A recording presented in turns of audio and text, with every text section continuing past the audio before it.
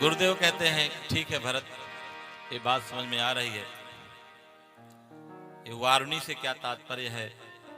श्री भरत जी कहते हैं गुरुदेव, पद आप लोग अनुभव कीजिए। पद पा का जो मोड़ होता किधर को है? डंडे की तरफ को है। ध्वज होता है ना, ध्वज चाहे किसी धर्म का हो, किसी आश्रम का हो, संप्रदाय का हो, चाहे किसी राष्ट्र का हो। ध्वज के दो हिस्से होते हैं, एक होता है झंडा और एक होता है डंडा। झंडा जो है आस्था का प्रतीक है और डंडा जो है वो व्यवस्था का प्रतीक है। तो पद में जो है, जो पद पे बैठा हुआ महानुभाव है, अगर वो व्यवस्था की तरफ उसका रुझान है, व्यवस्था के अनुरूप चल रहा है, मतलब पद पे है तो ठीक है, लेकिन मद मां में क्या होता है? वो व्यवस्था के विपरीत चलता है, गांठ बनती है वहां पे मां में। तो भरत जी कह रहे हैं कि गुरुदेव, पद तो ठीक है, लेकिन जब पद का मद हो जाता है तो वही वारुणी है कि सब ते कठिन राजमद भाई, सब ते कठिन राजमद भाई। पद का मद जो है ये बड़ा विकराल है। भगवान न करे किसी को हो जाए, और अधिकांश लोगों को हो जाता है। हरि कृपा हो अगर किसी के ऊपर तभी नहीं होता, नहीं तो आजकल तो प्रधान जी के भी कपड़े ड्राई क्लीन होते हैं फैजाबाद में, होते नहीं होते। एक दिन हमारे यहाँ प्रधान जी आ गए, बड़ा लंबा चौड़ा उनके ऊपर सरकार ने ठोक दिया है, रोते गाते आए, देखा तो भाई साहब कपड़ा विधायक जी के फेल। हमने कहा बिल्कुल आप ठीक जगह पहुंचे हैं। ये पद पहुंचने के बाद तो क्या होता है आप देखते हैं। गुरुदेव कह रहे हैं ठीक है भरत जी, आपकी बात हम समझ गए, अब बोलो आप क्या चाहते हो। श्री भरत जी कह रहे हैं गुरुदेव कि एक ही आंख ही है मन माही, एक ही आंख ही है मन माही, प्रात काल चली हम प्रभु माही, रात काल चले हम प्रभु माही, प्रात काल चलियो प्रभु पाही।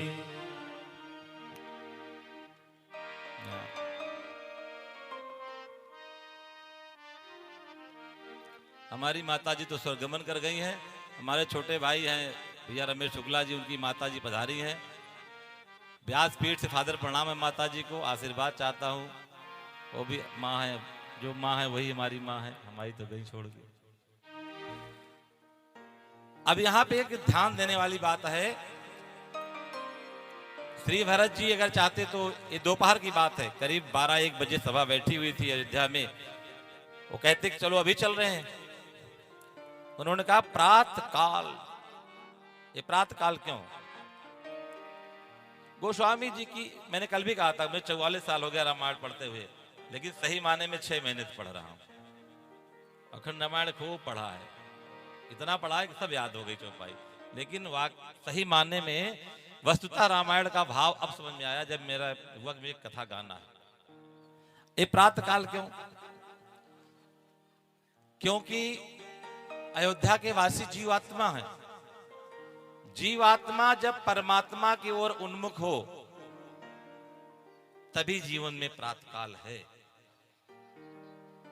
जब ज्ञानोदय हो तभी अरुणोदय है। जब ज्ञान हो जाए, संसार से राग खत्म हो जाए, संसार से वैराग्य हो जाए और जीव भगवान की तरफ चल दे, तो ही प्रातः काल है, और नहीं तो बाकी तो मोह निशा सब सो निहारा और देखें सपन अनेक प्रकारा। हम सब लोग सो रहे हैं, खूब सपने देखते हैं कि बेटा ऐसा हो जाएगा, अच्छा 5 साल और काम कर लें तो फिर इतना और बना लें, फिर इतना बना लेंगे कि फिर ब्याज से खाएंगे बैठ के। अरे हो सकता है ये तो भगवान जो करेंगे वही होगा ना, हमारे करने से कुछ नहीं होने वाला। कई लोगों को संशय होगा, 1 मिनट समय लेंगे आप लोगों का। ये तो बाबा थे नहीं, पंडित भी नहीं थे, कहां बैठ गए कथा वथा में। हम नहीं बैठे, हम बैठाए गए हैं। कोई नहीं बैठता भैया।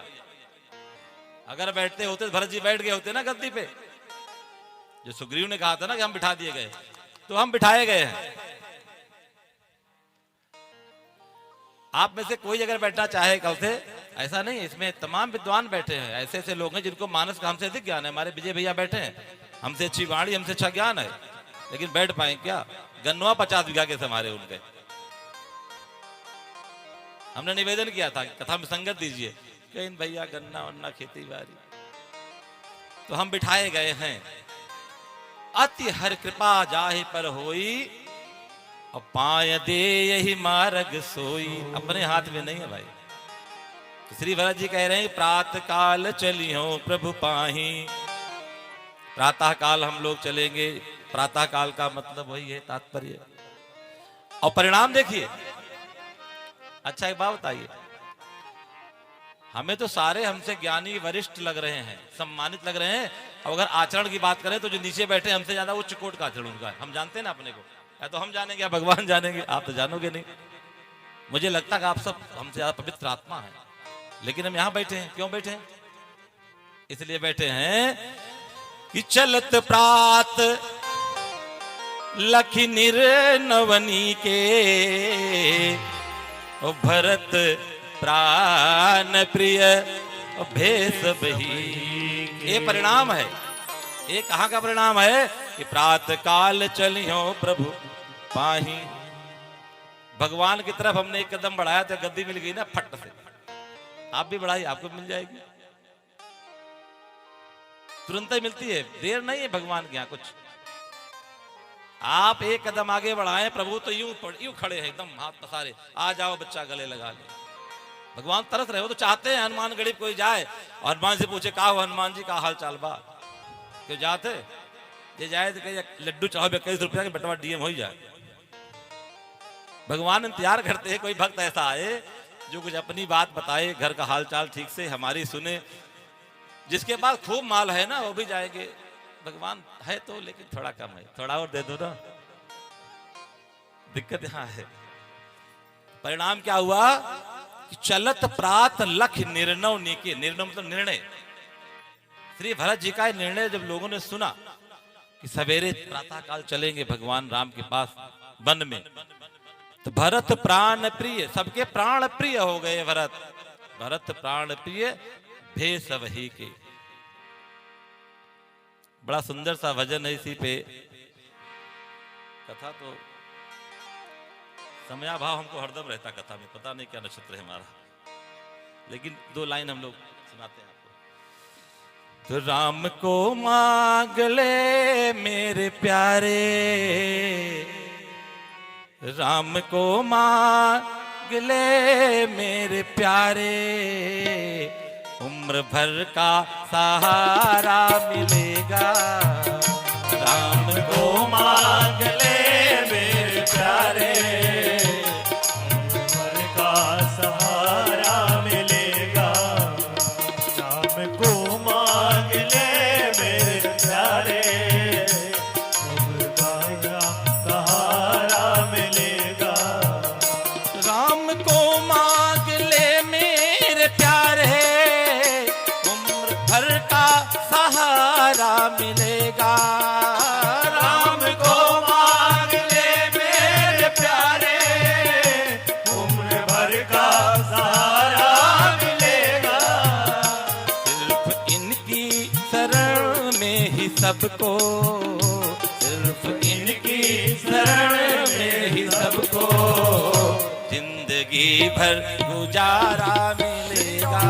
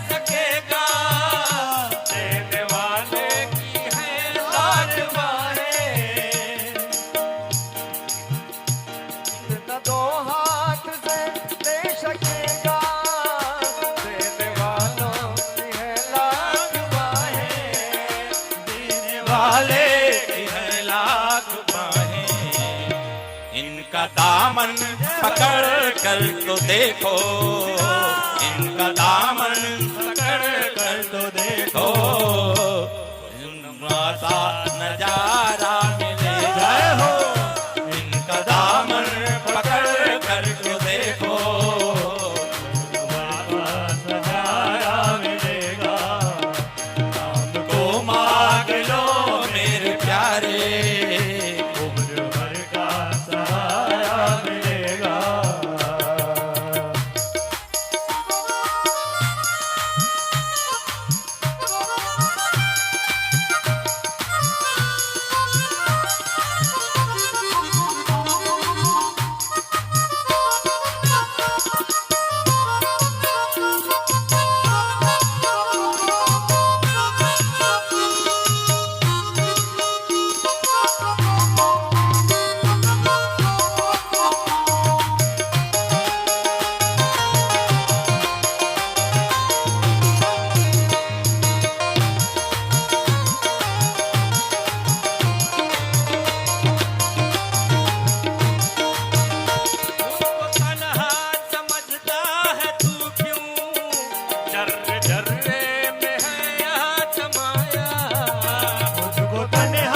समझता है तू क्यों, जर्रे जर्रे में है तो समाया, मुझको तन्हा समझता है तू क्यों, जर्रे जर्रे में है ये समाया। दिल से आवाज देकर तू देखो, दिल से आवाज देकर तू देखो, कौशला का दुलारा मिलेगा। दिल से आवाज देकर तू देखो, कौशला का दुलारा मिलेगा। हमको मांग लो मेरे प्यारे, उम्र भर का सहारा मिलेगा। उम्र भर का सहारा मिलेगा, उम्र भर का सहारा मिलेगा, उम्र भर का सहारा मिलेगा, उम्र भर का सहारा मिलेगा। हमारे आपके बीच में अयोध्या से पधारे हैं एएसपी श्री पंकज पांडे जी, भाई भोला शंकर शुक्ल जी और श्री महाराज जी अवधेश जी महाराज जी, विपनेश जी इनका सम्मान करेंगे।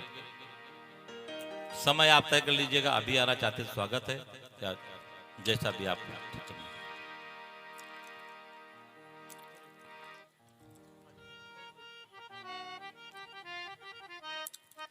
हमारे भाई रमेश भैया आज अपने विद्यालय की बस में दल बल के साथ आए, हार्दिक स्वागत है। बड़े भैया दीनानाथ पांडे जी पधारे हैं, भैया रज्जू हैं जिनकी गोद में खेला हूं, प्रदीप भैया, भैया जानवी जी चरावा से पधारे हैं। दूर दूर से लोग, हमारे काका जी भी हमारे गांव से पधारे हैं, स्वास्थ्य खराब होने के बावजूद भी। हमारे चाणक्य परिषद के ब्लॉक के अध्यक्ष श्री मानस तिवारी जी, आपका हार्दिक स्वागत है। श्री भरत जी, आपकी हाजिरी स्वीकार करें। साक्षात सरस्वती पुत्र हमारे छोटे भाई अनिल पांडे जी सपरिवार आए हैं। कथा सुनना सपरिवार ही चाहिए। अभी मैं 2 मिनट समय लूंगा, आप लोगों को बताऊंगा। कथा में आप लोग हम बोलते रहे ना, कोई दिक्कत नहीं, कुछ बोलेंगे, बोलते रहे। आप लोगों ने देखा होगा भगवान भोलेनाथ का चित्र, पोस्टर अखिल ब्रह्मांड में, समग्र सृष्टि में पहला और आखिरी परिवार है जहां पे इतनी विषमताएं हैं। भोलेनाथ के मस्तक पे तीसरा नेत्र, यद्यपि ज्ञान नेत्र है, लेकिन यह है कि अग्नि का स्वरूप है, तभी तो अंधेरे को मिटाता है। और सर पे गंगा मैया, शीतलता। भाल पे उष्मा, गर्मी, आग, और सर पे शीतलता। बाबा का वाहन नंदी, मैया का वाहन शेर, जब चाहे तब काम तमाम। बाबा के पुत्र कार्तिकेय भगवान, उनका वाहन मोर, मयूर। बाबा के गले में, हाथ में जगह जगह भोलेनाथ ने श्रृंगार कर रखा है, सांपों का, मोरों के आहार। उधर दूसरे पुत्र गणेश जी का वाहन मूषकराज, चूहा, सांप उनका आहार कर लेता है। थोड़ी समस्या होती है हम लोगों को, हम लोग कहते हैं बहुत टेंशन में है। अगर सर्वे कराए ना तो 2-4 लोग मिलेंगे जो कहेंगे हम प्रसन्न हैं, बाकी सब टेंशन में होंगे। जेके आलू न बोई हो वो टेंशन में है। अब आलू ना है बोई कौन टेंशन, लेकिन ला दे यहाँ टेंशन।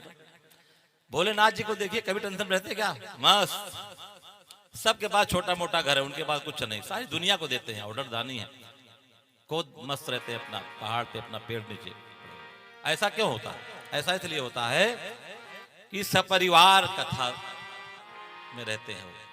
कि तुम पुनि राम राम दिन राती, तुम पुनि राम राम दिन राती, आदर जपहु अनंग आराती, सादर जपहु अनंग आराती, सादर जपहु अनंग आराती। अगर हम लोग भी सपरिवार 10-15 मिनट भी ना पूरा परिवार इकट्ठा बैठ के भगवान का भजन कर ले, मैं गारंटी दे रहा हूं उस परिवार में समस्या नहीं रह जाएगी। लेकिन करते नहीं हम। कथा में आते हैं, या तो बच्चे आएंगे छोटे छोटे, 10 साल छोटे वाले, जिनको घर में माता कहती बूढ़ा बुढ़िया कर लाई जा माई इनका कथा सुना ला, और या फिर 50 साल के बाद वाले आते हैं। इन्हें अवस्था नहीं कथा की, सबको आवश्यकता है खैर, लेकिन 50। अब हम लोग क्या करेंगे बताइए? हम लोग खाली अपने पापों के लिए प्रायश्चित कर सकते हैं, भगवान से प्रार्थना कर सकते हैं, आंसू बहा सकते हैं। घड़ी की सुई भाई, ये रियल लाइफ है, रियल लाइफ नहीं है, रिटेक नहीं होता इसमें, ये रियल लाइफ है। जो कर आए अच्छा बुरा वो तो कर आए। अब हम कोई गड़बड़ ही न करें, उसके लिए आवश्यक कथा सुनाना किसको? जो बच्चे 10 साल से 20 साल के हैं, या जो 20 से 30 साल के हैं। भाई रमेश शुक्ला जी से मैंने एक बार कहा था, आज फिर कह रहा हूं, हालांकि उनकी यहाँ व्यवस्था भी है, बहुत अच्छा संचालन कर रहे हैं विद्यालय का।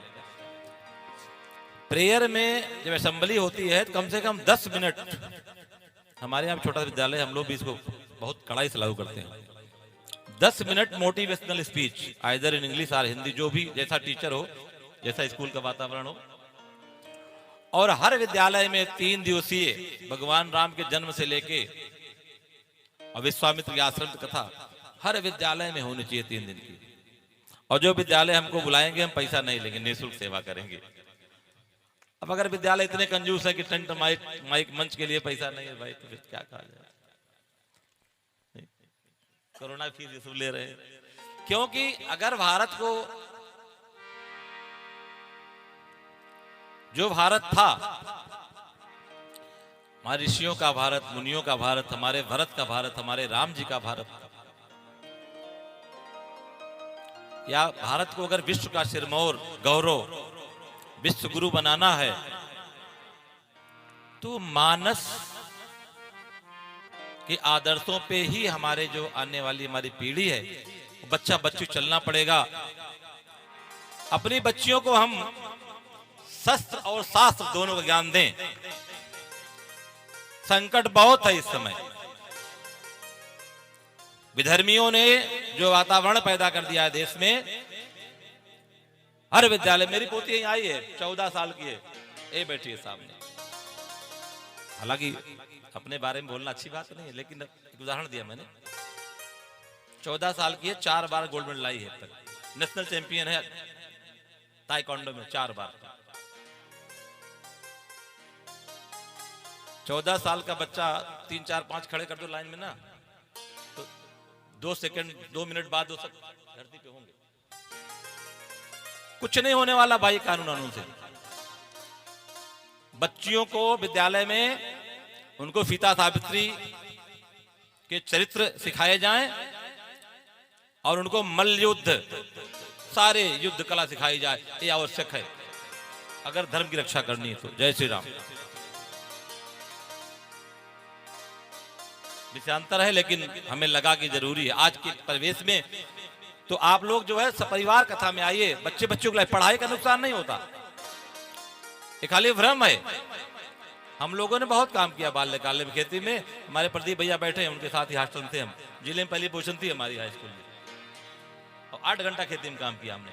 बच्चों कथा में लाइए, बच्चा बच्चियां सुनेंगे, कथा समझेंगे, वो आपका भविष्य बनेगा, बुढ़ापा संवर जाएगा आपका। लोग कहते हैं वृद्धाश्रम भेज देती हैं बहुएं आती हैं तो, अरे बहुएं जब मायके में थी तब तो बड़ी सेवा कर रही थी अपनी माँ की। माता जी शिक्षा देके भेजे ना। माता जानकी ने पूछा जब विदाई के समय महारानी से, अपनी माता जी से, सुनैना जी से, कि मां हम कैसा व्यवहार करें कि हमारे पति हम पे प्रसन्न रहें। तो उन्होंने कहा कि सास ससुर गुर सेवा करहु और पति रुख लखी आयस अनुसरहु। ये नहीं कहा था क्योंकि मुटकी का चाय वाय ना देव तू, भाई तो जवान बनक चाय पी लेना।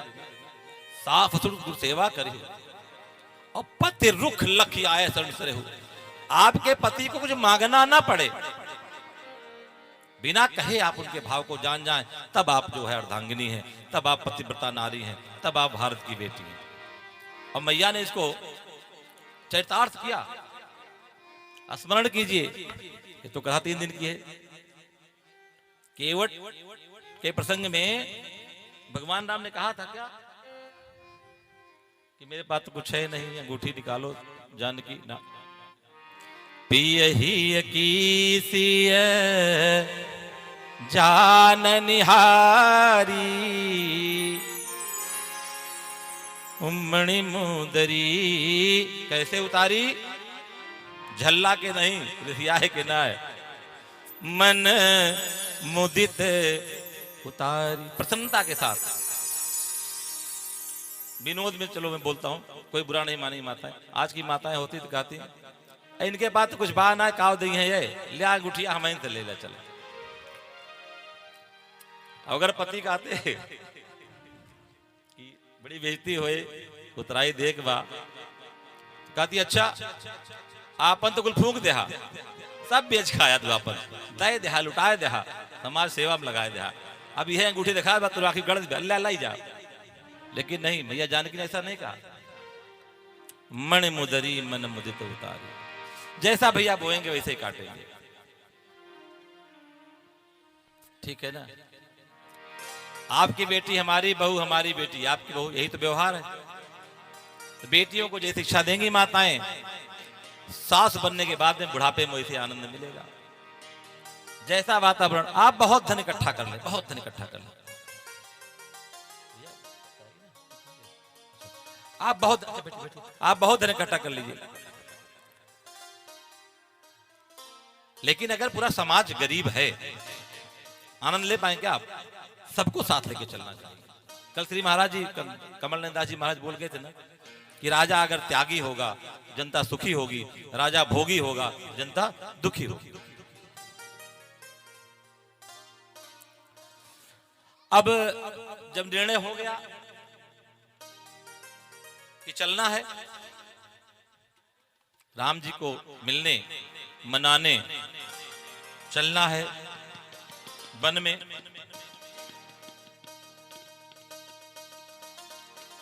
तो सारे तैयार हो गए। पूरे नगरवासी, नर नारी बाल वृद्ध सब तैयार।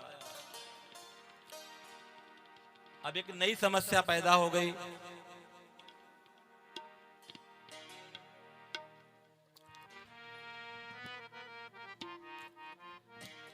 कि घर पे कौन रहे, रखवाली कौन करे अयोध्या की।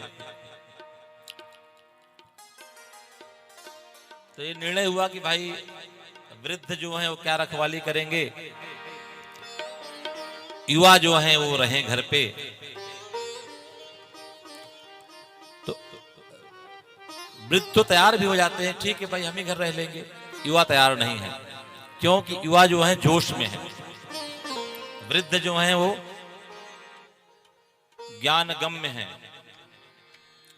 वृद्ध को लगता है कि भगवान कण कण में है, भगवान वहां भी है, भगवान यहां भी है। लेकिन नौजवानों को ऐसा लग रहा है कि नहीं, भगवान तो चले गए हैं, भगवान वहीं हैं, और जहां भगवान है वहीं चलना चाहिए। श्री भरत जी कह रहे हैं भाई संपत्ति की रखवाली।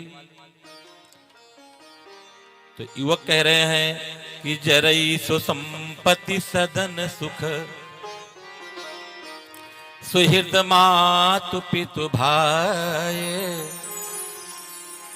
सन्मुख होत जो राम पद, करे न सहस सहाय।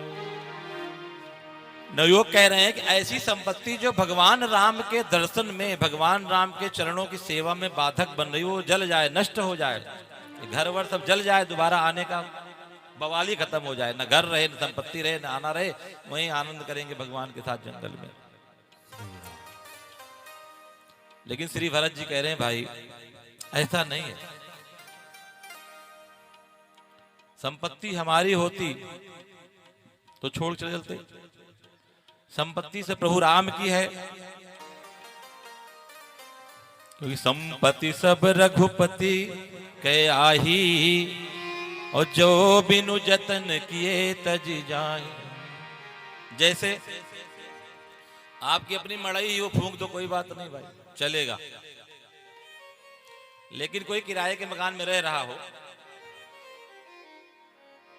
और कहे हम बहुत त्यागी हैं, इसको फूकेंगे हम, तो क्या होगा? फूकने के बाद मुकदमा बनेगा, मुकदमा हो जाएगा जेल, क्योंकि मकान उसका है नहीं, तो किराए का मकान है ना।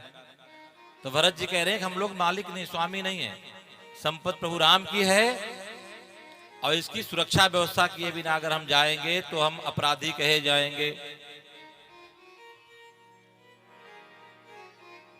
अब हम लोग आरती गाते हैं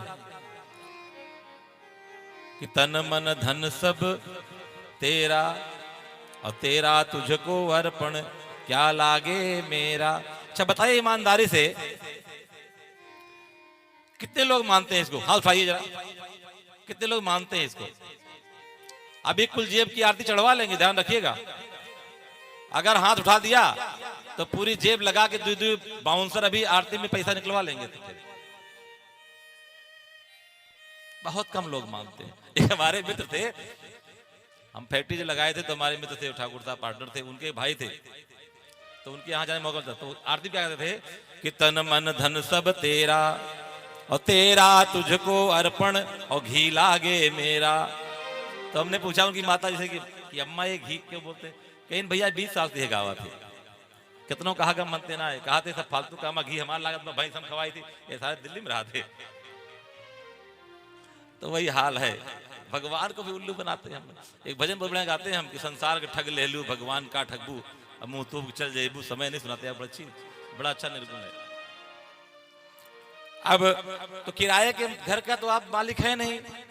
श्री भरत जी कह रहे हैं भैया अपना नहीं है, ना हम राजा बन सकते हैं क्योंकि अपना नहीं है, और ना हम त्याग सकते हैं क्योंकि ये भी अपना नहीं है, हम स्वामी भी नहीं है। एक दो लाइन खाली, जिंदगी एक किराए का घर है,